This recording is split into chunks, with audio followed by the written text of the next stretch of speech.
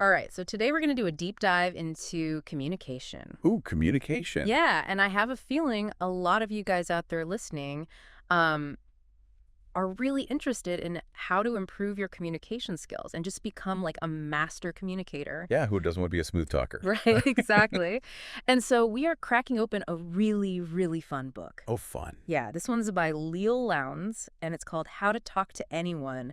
And this book is it's just jam-packed with all these little tactical tips and tricks. So we're gonna like go through it and really extract the best nuggets for you. I love that the best nuggets. That's a good way to put it because, it's one of those things that people think, oh, communication skills, you either have it or you don't. Right. But it really is like any other skill. It's like learning an instrument or learning a sport where you can practice it and you can get better over time. Totally. And it's so important for literally every aspect of life. Oh, my gosh. Whether it's your career or your relationships or even just like daily interactions. Like ordering a coffee. Yeah, Exactly. I mean. So Landis jumps right in and she talks about first impressions, First impressions. which I feel like we've all heard about, but she really digs deeper into like the science behind it and why that whole saying you never get a second chance to make a first impression is actually like backed up by research. Yeah, and there's this concept she talks about called thin slicing. Thin slicing. Yeah, have you heard of this? I have. It's so fascinating. Yeah. It's basically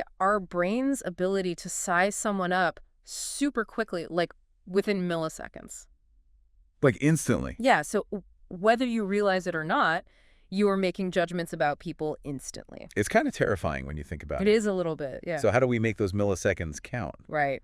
Um, yeah, I always thought that like a big genuine smile was like the key, Mm-hmm. but Loud's actually kind of challenges that a little bit, especially when it comes to women in business. Oh, interesting. Yeah. Okay. What does she say about that? So she says that for women, a slower, more gradual smile can actually increase their credibility. Hmm. So it's less about like a big cheesy grin, Yeah. and more about like a warm, thoughtful kind of unfolding of a smile. Oh, that's interesting. Yeah, it kind of signals like I'm not just trying to like charm you. Right. I actually have substance. Yeah, like I'm not Yeah. just like a pretty face, you Yeah. know? Yeah, exactly. Like there's more to me than that. Right.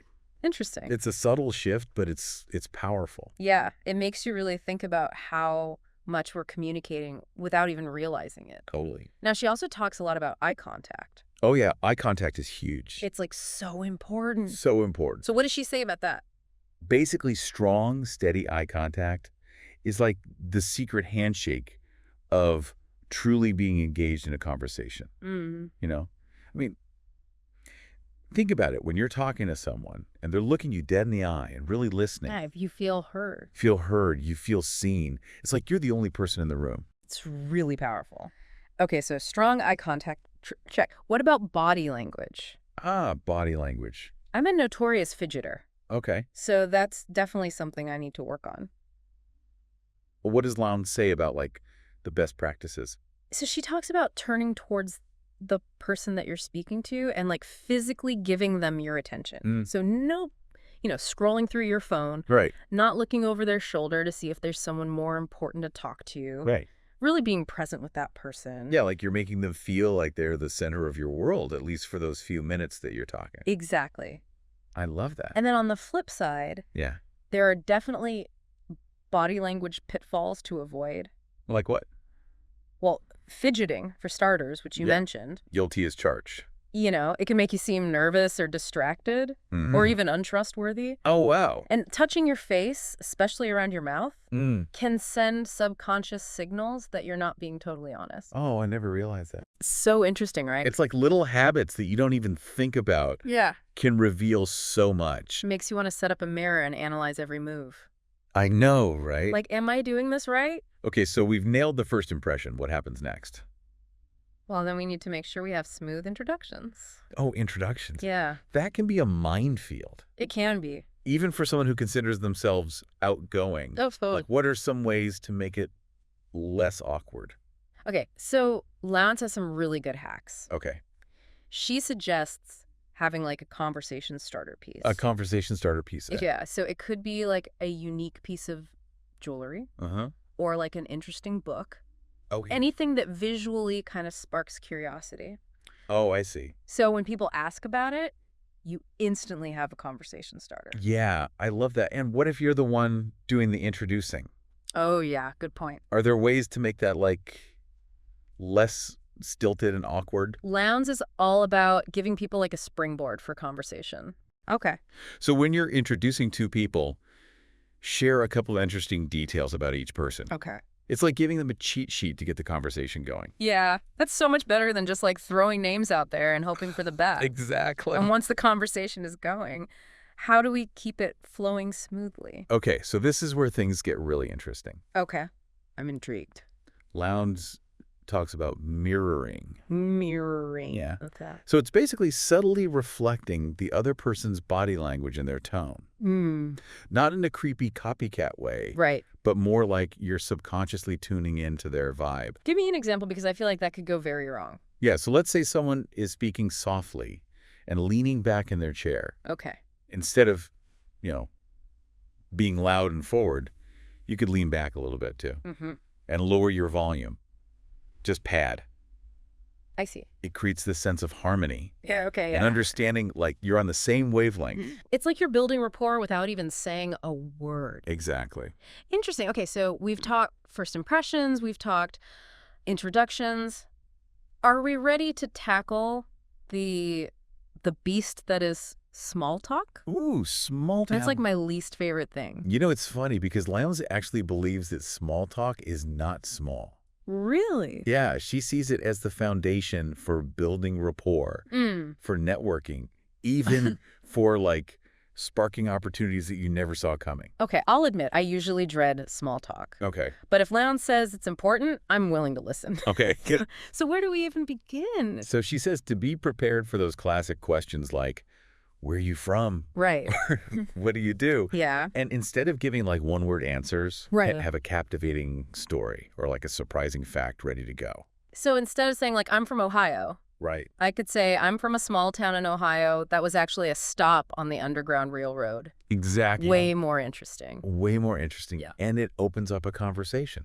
And then if someone asks what you do, you can connect it to something bigger, Yeah.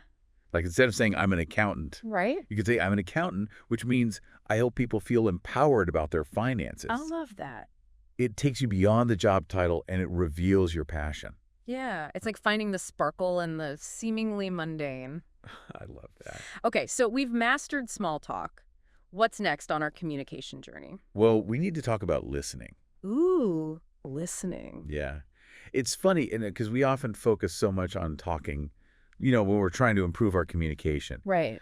But Lowndes really emphasizes that listening might be the most powerful communication skill of all. I feel that sometimes I get so caught up in like what I'm going to say next that I'm not even really listening. Yeah, we've all been there. Yeah. But she says that active listening is like giving someone a gift, the gift of your full attention. I like that. And it really makes people feel seen and heard and valued. That's so true. Like when someone really listens to me, I feel like what I have to say matters. Exactly. So how do we go beyond just hearing the words and become like truly active listeners? So she has this really simple but effective technique. Okay.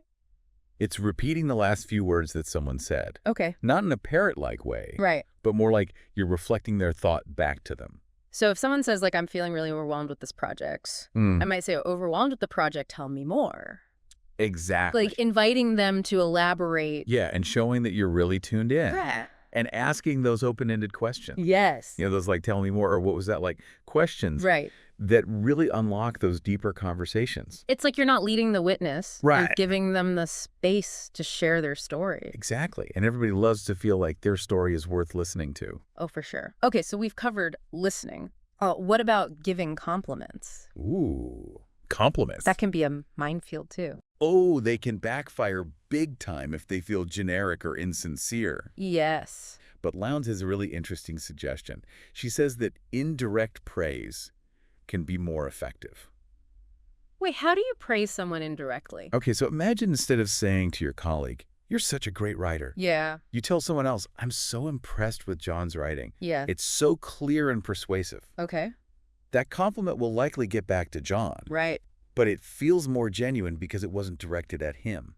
That's so clever. It's like a compliment boomerang. I love that. A compliment boomerang. Comes back around with even more impact. I know, right? Are there other ways to use indirect praise? Oh, yeah, totally. Like asking someone for a recommendation is a great way to imply admiration. Yeah. It's like saying, I value your opinion and I trust your judgment. Okay, I'm adding indirect praise to my communication toolkit. It's a good one. What about when you do want to give direct praise?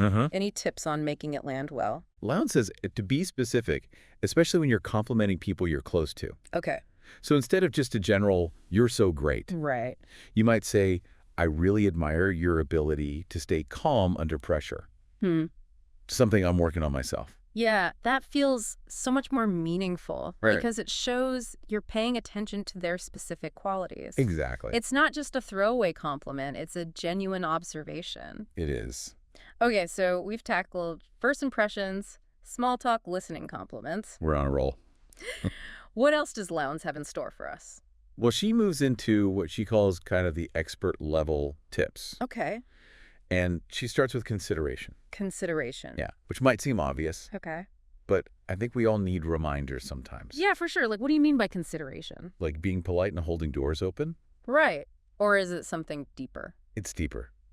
It's about these subtle ways to show respect and build genuine connection. So, for example, she talks about letting people vent without interruption. Oh. Even if you have the perfect solution. Oh, that's hard. I know. I always want to jump in with advice. Me too. Yeah. But sometimes people just need to get it all out Yeah. before they're ready for solutions. It's like they just need to be heard. Exactly.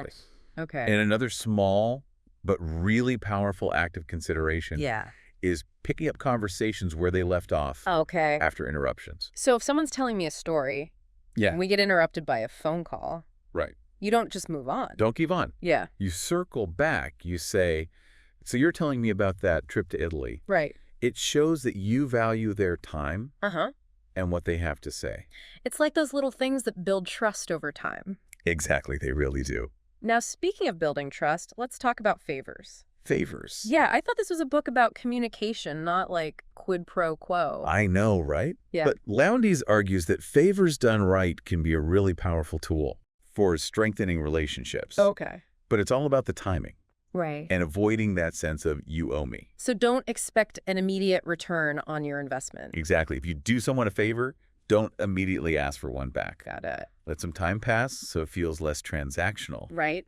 and more like genuine support. It's like the difference between a friendly loan and like a high-interest loan. I love that analogy. One builds trust, the other breeds resentment.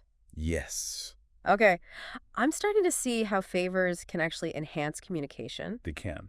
But what about in the workplace? Yeah. How do we translate these skills into professional success? Ooh, good question. Yeah, so we've talked about, first impressions and all these like subtle ways to build rapport. But now let's get down to business. Okay. Let's talk about sounding professional. I love it because I know a lot of our listeners are looking to level up in their careers. Right. And this is where Lowndes' advice is just like pure gold. It's so valuable. So what are her top tips for sounding like a pro? Well, it's funny because we often think about professionalism in terms of like our appearance Right. and etiquette. But she really dives into the communication aspect, like how you present yourself in meetings, how you interact with your superiors, and how you really convey your competence. It's like that saying, it's not what you say, it's how you say it. Exactly. But in this case, it's kind of both. It is. So how do we strike that balance? One of her biggest points is to be direct and concise, especially when you're talking to higher-ups. Okay. So no rambling, no fluff, Right. just clear, impactful communication. I imagine it's like having a really well-crafted elevator pitch. Yes, exactly. You need to capture their attention, get your point across quickly and effectively. Because their time is precious, Exactly. Time is money. especially in the business world. Yes. And she also talks about tailoring your communication style Okay. to the situation. Okay. So good news, you deliver it with enthusiasm. Bad news, like, be a little bit more empathetic and understanding. Right. It's all about reading the room. Yes. Reading the room is key. Matching your energy to the context and the people you're talking to. Absolutely. Now, on the flip side, Yeah. there are definitely some communication pitfalls to avoid in a professional setting. Like what? Okay, well, cliches for starters. Yeah. You know those overused phrases? Right. Think outside the box synergy. Yeah, we've all heard them a million times. A million times, and they just make you sound unoriginal. Right. And then those dreaded Me Too moments, when you're trying too hard to relate. It's like you're trying too hard to fit in. Exactly. And it can backfire. I've definitely been guilty of that. We all have. You get excited and you want to like connect. Right. But it can come across as inauthentic. It can. Okay, so cliches, Me Too moments. And then when it comes to asking questions. Yeah. And instead of the generic, what do you do? Okay. I feel like I've asked and been asked that question a million times. A million times, I know. That's a better way. She suggests asking, how do you spend most of your time? Oh, I like that. It's so much more interesting. Yeah. It opens up a richer conversation. It shows genuine interest in like their passions. Yes. Not just their job title. Exactly. Okay, I'm writing that down. Oh. How do you spend most of your time? I love it. Okay, now all this professional talk is making me think about work-life balance. Oh, yeah, that's a good segue. Does Lowndes have any advice on that? She does. She's a firm believer in keeping business and pleasure separate. Okay. So avoid those tough conversations during meals or social events where people are trying to relax. It's like bringing a spreadsheet to a party. Total mood killer. Yeah. Nobody wants to talk about work when they're trying to unwind. Right. So yeah, schedule separate meetings for those serious discussions. Right. It shows respect for everyone's time. Exactly. And it creates a more focused environment. So it's win-win. It is. Now, speaking of serious discussions, honesty is a big theme in Lowndes' book. Oh, huge. Why is that so important? Well, in any relationship, trust is paramount. But especially in business where reputations are built on integrity. Right, like you need to be transparent. Yes, transparency is key. It shows that you're not trying to manipulate or hide anything. And it ultimately builds stronger, more sustainable relationships. It does. Honesty and clear communication. Of any successful partnership. It's so simple, yet we often overcomplicate things. We do. Okay. Now, remember earlier we were talking about first impressions? Yeah. Lowndes has this surprising tip that kind of circles back to that. Oh, you're talking about being the first to applaud?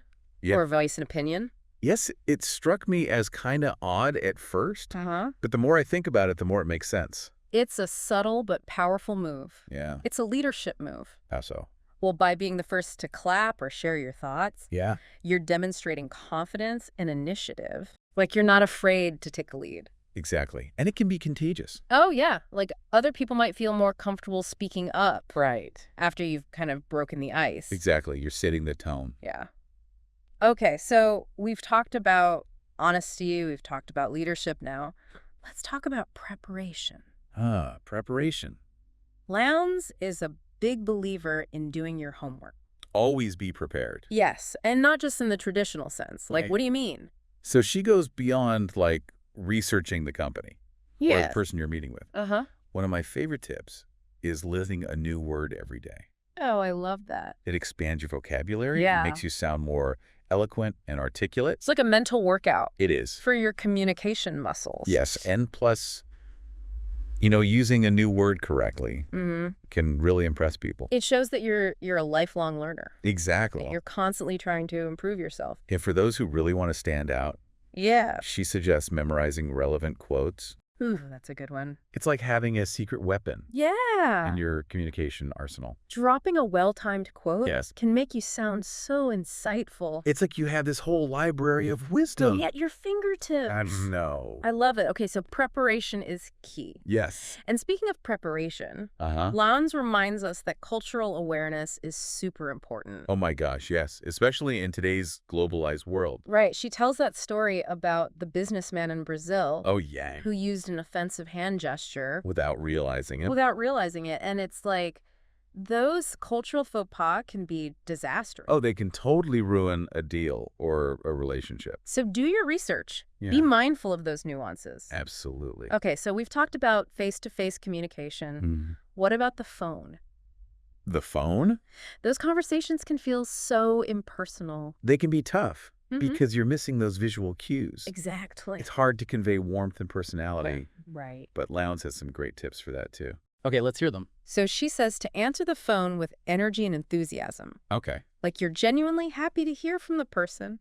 It's like you're injecting a little bit of sunshine into your voice. Exactly. Because Yeah. you can't smile through the phone. Right. You have to let your tone do the work. I love that. And since you're not nodding and using body language, Right. verbal cues become even more important. Like what kind of verbal cues? Things like, I see, tell me more. Right. Those little phrases that keep the conversation flowing Yeah. and show that you're actively listening. It's like you're replacing those visual cues with auditory ones. Exactly. And she has another interesting tip. Okay. Using the person's name more often than you would in person. Interesting. It creates that sense of personal connection Mm-hmm. and keeps them engaged, especially when you're relying solely on your voice. It's a small touch, but it can make a big difference. It really can. Well, we've covered a lot of ground today, from power poses to phone etiquette. Lowndes' book is just a treasure trove of communication wisdom. It's amazing how many subtle strategies and nuances we can use to improve our interactions. It's all about those little things. It really is. But ultimately, I think it boils down to one key thing: What's that? genuine connection. Yes, connecting with other human beings. That's what makes communication meaningful. It is when you're truly present, listening with intention, showing respect for the other person. And the beauty of it is that communication is a skill that you can continuously refine and improve. Absolutely. It's a lifelong journey. So embrace the challenge. Yes. Step outside your comfort zone and watch your relationships flourish. I love it. And on that note, we're wrapping up our deep dive into Leil Lowndes' How to Talk to Anyone. Such a good book. We hope you've gleaned some valuable insights and practical tips to enhance your communication skills. Remember, every conversation is an opportunity To connect. to learn. And to grow. So go out there and make those conversations count. Until next time, happy communicating.